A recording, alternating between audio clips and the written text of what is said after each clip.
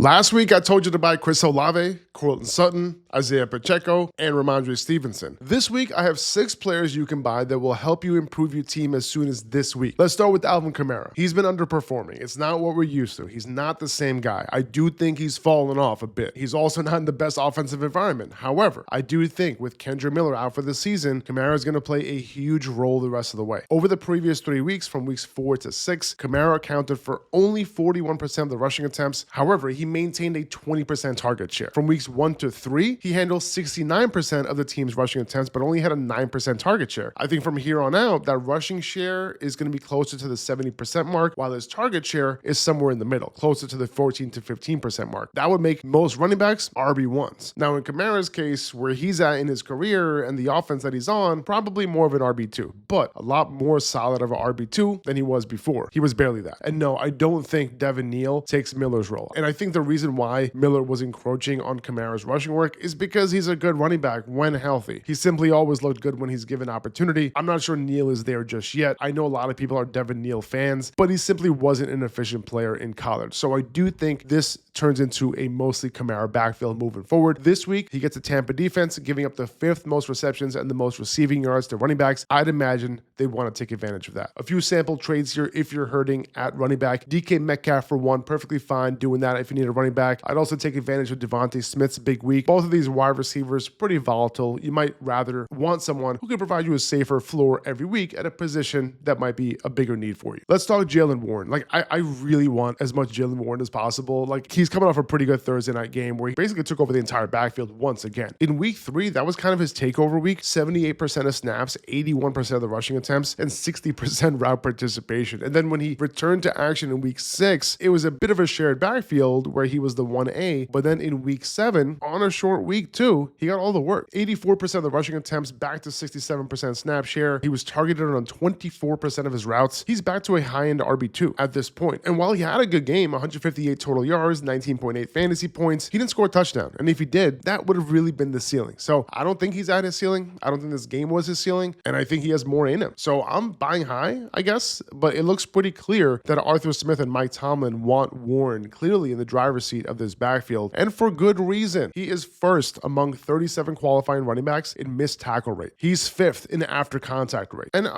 guess who's number 1 in yards per route run among 51 qualifying running backs? Jaylen Warren. And it's not close. 3.29 yards per route run. Easily first. He's shown shades of how efficient he was 2 seasons ago. Remember? He was one of the most efficient running backs in the NFL, as the backup to Najee Harris. It's looking like he's the same guy. And he's past his bye week. And if you look at the schedule, after these couple weeks, weeks 8 and weeks 9, couple tough matchups, he has 6 straight weeks against teams who are top 10 in fantasy points given up to the running back position. So big on Warren moving forward. A few trades that I would consider, just so you guys get an idea of the type of guys I'm willing to move. Devontae Smith, again, maybe if you have to add a little bit more, I do it. Same with Wan'Dale Robinson. If you want to add a little bit more, 2 productive wide receivers that you could potentially give up for a running back with more upside, I'd happily add to these guys to get Warren, who, by the way, has top 12 upside. I'd move from J.K. Dobbins if you have him to Warren. It might be a little bit tough, but maybe you can move him after he plays Dallas. Maybe after this week, he'll have a much bigger week with a really good matchup. Last couple of weeks, he didn't score. If you can't get the deal done for Warren this week, who, by the way, he might have down game this week because it is a tough matchup going up against the Packers. But,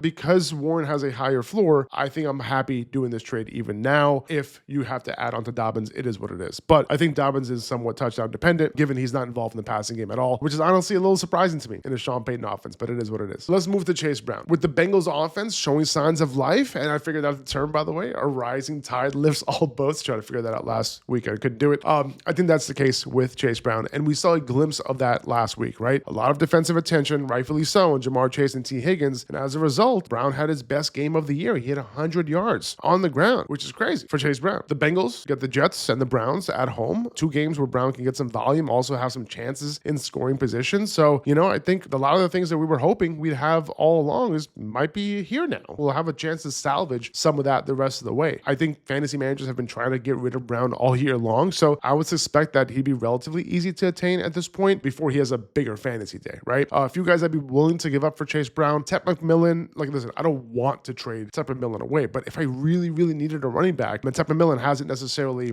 gone off outside of his 2-touchdown game against Dallas, I think he's expendable, right? Same with Marvin Harrison Jr., same with Devontae Smith. I think Smith has a higher ceiling week to week, but Chase Brown might have a little bit more of a stable floor the rest of the way. Let's talk Rome Odunze. He had finishes of wide receiver 19, wide receiver 4, wide receiver 19, wide receiver 17, and then came out of the bye with 2 finishes outside the top 60. If you look at those games, though, the first one against the Commanders, in the rain, Caleb Williams underthrew him on a long ball that could have turned into a touchdown. He had a touchdown catch called back on a penalty, and they were in a positive game script against the Saints this past week at home with a combined 32 carries for 200 rushing yards from DeAndre Swift and Kyle Monangai, and this was yet another game in the elements with wind affecting play. So they were so run heavy that even Roschon Johnson had a carry. They were the 3rd run heaviest team since the bye week, and here's the thing. Odunze led the Bears in target share every single week before the bye, 27% target share total, back to a 26% target share this past week. Only 33% of his targets were catchable. Again, in the elements, I don't want to overreact to these 2 bad weeks, so if the manager in your league who has Rome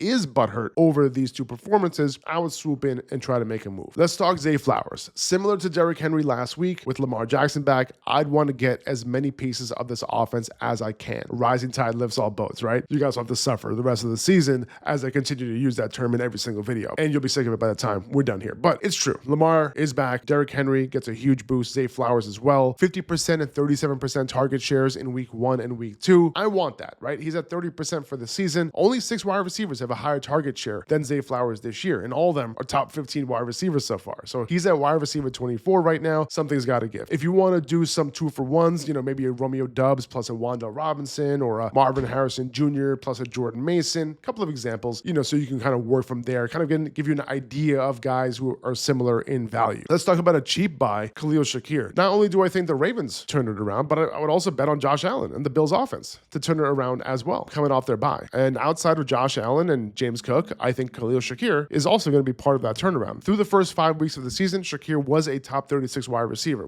33 on the year. I'm not sure people view him as this every week wide receiver 3 play, and I think he is that, particularly in PPR. So I'm including Shakir here because he's a relatively cheap wide receiver to acquire, and not everyone can afford these top guys. I think he can appreciate in value. Over the last 3 games for the Bills, Shakir owned 25% of the target share. I want 25% target share from Josh Allen. So I'd move guys like Woody Marks, who might never get the full role, or DJ Moore for him. If you're looking for a way to get rid of Calvin Ridley, a way to move away from an overperforming guy like Kayshon Boutte, just an example of the tier of guys I'd be willing to move. You probably have to add more to Boutte, obviously, but it is what it is. Maybe you combine a couple guys together to get a package to get Shakir and, get a piece of a high-powered offense on your roster. Now, a few guys who were still buying after I spoke about them on last week's show, Derrick Henry with Lamar back, with more positive game scripts, more big volume games, more goal line opportunities, more multi-touchdown games. I'm buying him. Jaylen Waddle, clear number 1 on the Dolphins offense. It doesn't look like he's being traded, and now Darren Waller's on IR, and he'll miss the next 4 weeks. He had 2 wide receiver 1 finishes before this last brutal game in the elements. Really, really tough defense. I'm buying. Stephon Diggs didn't have a huge game, but led the Patriots with a 30% target share. That's a 32% target share over his last 4 weeks. I'm buying. It'll get better. That's going to do it for this episode, guys. By the way, I'll be back with the Week 8 matchups episode, and we're actually going to go over all the positions this week. Why? Because it's Buy-Mageddon, and you guys need it. Stay tuned for that. I'll see you guys later.